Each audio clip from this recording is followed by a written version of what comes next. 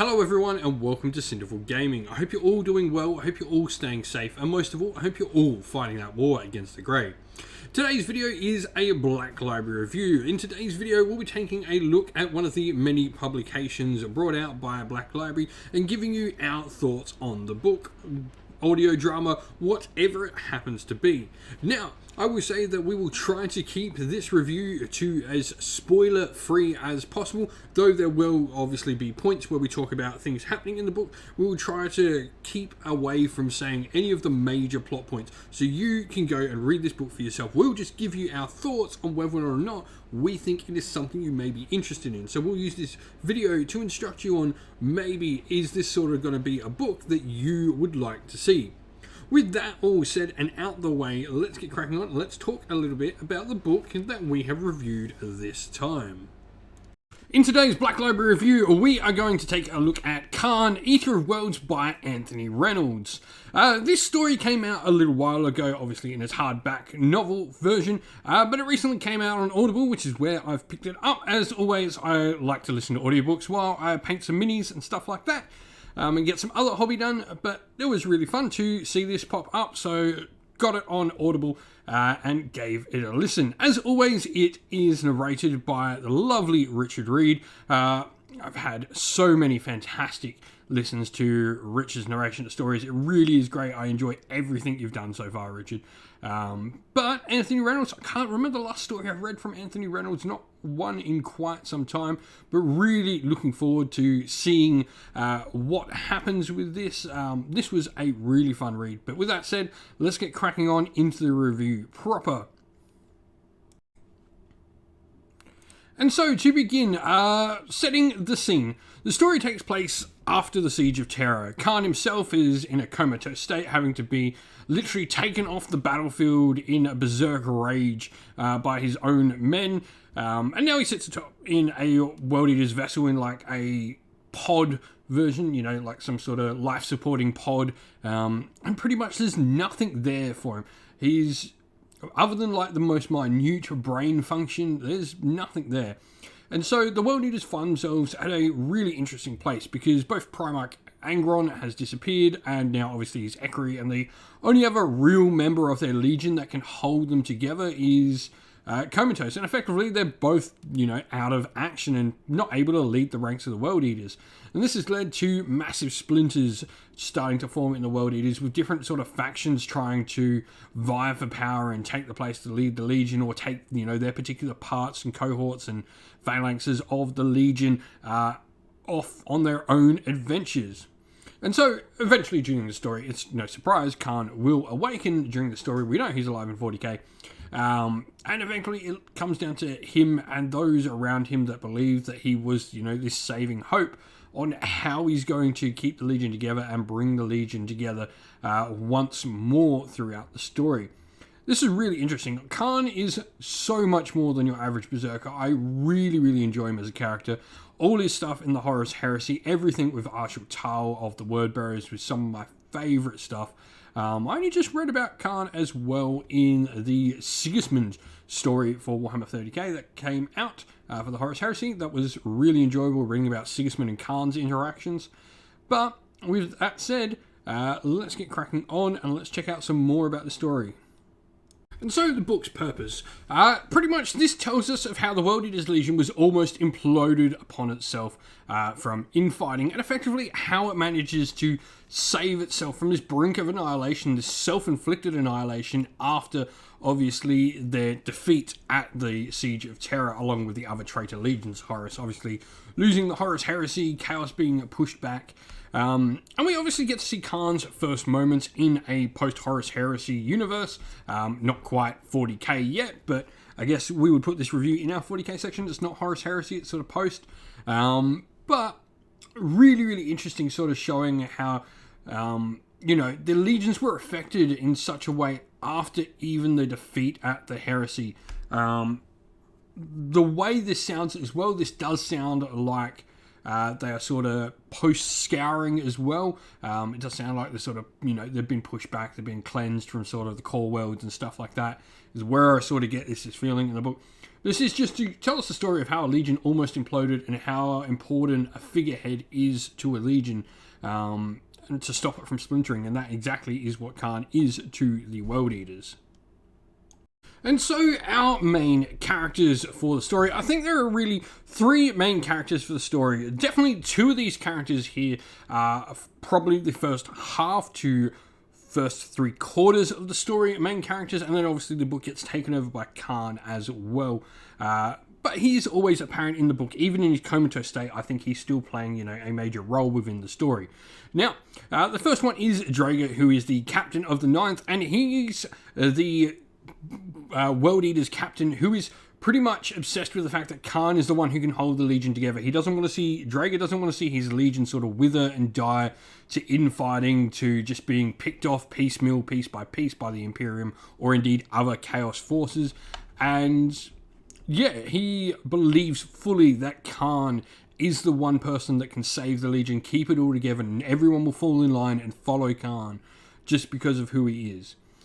On the other hand, we have Skorl, who is a female serf, which is really interesting. I love the fact there are still female, or rather human, members of these crews that still exist. These human, and they don't even seem like chaotic in many different ways. Of course, there are some that are chaotic throughout the ships and stuff like that, but they do seem, just generally like normal Imperial people, which is really cool. And she is effectively a pit fighter, sort of someone just working for Drager, sort of a serf, I guess, to Drager himself, and she sort of tells her own story, and it's really through Drager and Skorl that our first sort of parts of the story really come to form together. Now, other than that, we have obviously Kharn. When he awakens, he takes front and center of the entire story, which is really cool. We get a good look at Kharn, the character he is, or how he sort of comes back. We get some really great fight scenes. There are some amazing fight scenes in the story with Kharn. But all in all, there are 3 main characters. And so, with those main characters, what changes with them throughout the entire story? And I think something really important is their views on whether or not the Legion can be saved changes. Whether Drager or Skorl, their sort of views on how the Legion sort of is going to work, whether or not Kharn really is able to bring them back from this brink of destruction, is all really interesting, and sort of their views on this change multiple times throughout the story. And then at the end, it's really seeing what needs to be done to bring the Legion back together, how the World Eaters, are bonded together, what makes them bond together more than anything. And that's the really interesting part. These realizations of the characters on their parts to play within that particular story are really cool. I really enjoy Drager and his particular sort of storyline throughout the entire novel, and what changes about him and how his sort of actions have to change throughout the story is really fun to follow. What does this book do well as well? Well, first of all, it shows us what happens to a Legion when they are left leaderless. They are these massive military organizations, but it's so dependent on these figureheads that lead them. And the World Eaters do not have many of them. They're not like so many of the other chapters that have, these very sort of powerful commanders and characters scattered throughout them. There are so few. And, well, as the story really shows us, only 2 real leaders within their ranks, and that is Kharn and Angron himself, the only 2 people who can actually lead them. And it's really interesting sort of seeing how much a Legion relies on them, and in particular, obviously, how much the World Eaters rely on their very limited pool of leaders. We also get a great look at Kharn. Obviously, this is his first sort of steps post-heresy. We get to see these slight little changes to his character, which is really interesting. But he is still very much closer to the Kharn, I would say, of 30k than the Kharn we would see of 40k later on in more modern 40k times. Who would like this book? Well, it should go without saying, blood for the Blood God, skulls for the Skull Throne. World Eaters fans, Khorne fans, this book is for you. It's a great look at, I guess, your main sort of force in Warhammer 40k in that setting, getting its first steps into that new sort of setting post-heresy. If you like Kharn, if you like World Eaters, this is a fantastic look into your Legion, into your army. With the World Eaters getting a brand new book coming out soon in 40k, I think this would be a fantastic read for anyone excited by that release. In summary, though, this was a fun and engaging story. It had plenty of interesting moving parts throughout the story, introduced us to a ton of characters, some more important than others, but really gave us a wide look of the world is. I thought I never got bored with the story at all. I don't think there was any sort of downtimes where it was boring or uninteresting at all. It definitely left me wanting to see more of this. I know there's some other Kharn stories. I'm definitely going to go check out some other Kharn stories after this because I'm really interested in the character. He is one of my favourite characters from the Horus Heresy. I think the Berserker that's also, this really smart, intelligent mind behind that Berserker. And also, one of the greatest warriors in all of the Legions. He's up there with characters like Sigismund and Amit the Flesh Terror. And Lucius and all of that. So really interesting. I hope we get to see more of this. I'd love to see another, like full-length novella or story about Kharn with Kharn as the focus. It could be really, really fun. This for me gets like a 7 out of 10. It could have been a little bit longer. We could have seen a bit more Kharn in it, I think. But all in all, was really fun and enjoyable. And I look forward to reading more about Kharn. I'm going to go find more stuff about Kharn to listen to. If you've listened to this, read this before when it came out, I think it's 2014 for the special edition, 2016 for the main edition. Let us know what you thought of it down in the comments below. And so that is the end of the video. Thank you all for watching. If you enjoyed it, please don't forget to leave a like and subscribe to the channel and drop a comment down below and let us know what you enjoyed about the video. If you'd like to come chat more with me and other members of our little community here at Sinful Gaming, we've got a link to our Discord server down in the video's description. And if you'd like to help support the channel in another way, you can do so either by joining Patreon or YouTube members or purchasing something from our Ko-fi web store. All of them are linked in the video's description. Thank you all for everyone who chooses to help support the channel.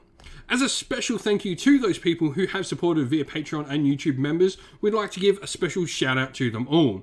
So a shout out to our patrons Christian Weir, James, Soren, Greenskins Gaming, AJC, Kenny Lowe, Owler and Shop First, Andrew Bowen, Nathan Fee, The Rising Ape, Cure Dynamic, Agu, Anthony B, Anton Nielsen, JJ Austrian, Average Wargamer, Domir, Mark Harvey, James Cater, Dyna226, Derek, and GRP390.